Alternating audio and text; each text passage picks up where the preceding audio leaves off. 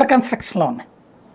మిగతా చోట్ల పనులు పూర్తి కాలేదు, నో డౌట్. అందులో ఏంటంటే కొన్ని చోట్ల వీళ్ళు పెట్టిన ఆప్షన్ ఎవడి కోసం ఇస్తాడు, డబ్బు సొమ్మిస్తాడు, జగన్ ఆడేచ్చి కట్టిస్తాడులే అని వదిలేశారు. ఆ మూడో ఆప్షన్ ఉంది కదా, ఇల్లు కట్టించి ఇవ్వండి అని చెప్పినటువంటి ఆప్షను, దానికి చాలామంది పెట్టేశారు అట్లాంటిది. ఎవడి కోసం ఇస్తాడు, ఆడు కాకపోతే రేపు పొద్దున్న చంద్రబాబు వచ్చిస్తాడులే అని చెప్పేసి కట్టుకోని వాళ్ళు ఉన్నారు.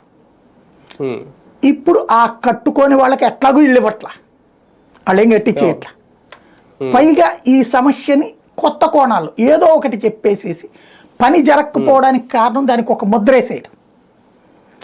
ఇప్పుడు ఒకడికి పని ఎందుకు చేయలేకపోతే ఆడు పెద్ద దొంగ ఏదో సార్ అని ముందే అంటే ఓహో అనుకుని మనం చెయ్యాలనుకున్న వాళ్ళం కూడా ఆగిపోతాం కదా. అట్లాంటి ఒక తెలివైన ఎత్తుగడ అనమాట ఇది, ఇలాంటి వార్తలు రాయటం అన్నటువంటి. ఇక్కడ కావాల్సినటువంటి పాయింట్ ఏంటి, అక్కడ ఒకప్పుడు రాజీవ్ గృహకల్ప ఇళ్ళు, రాజీవ్ స్వగృహ ఇళ్ళు, ఇందిరమ్మ ఇళ్ళు అలాగే ప్రారంభించి అటు ఇటు కాకుండా ఆపేశారు ప్రభుత్వాలు మారినప్పుడు. ఆ తర్వాత వీళ్ళు ఇస్తానన్న టిట్కో ఇళ్ళు ప్రభుత్వం మారాక ఆగిపోయినాయి.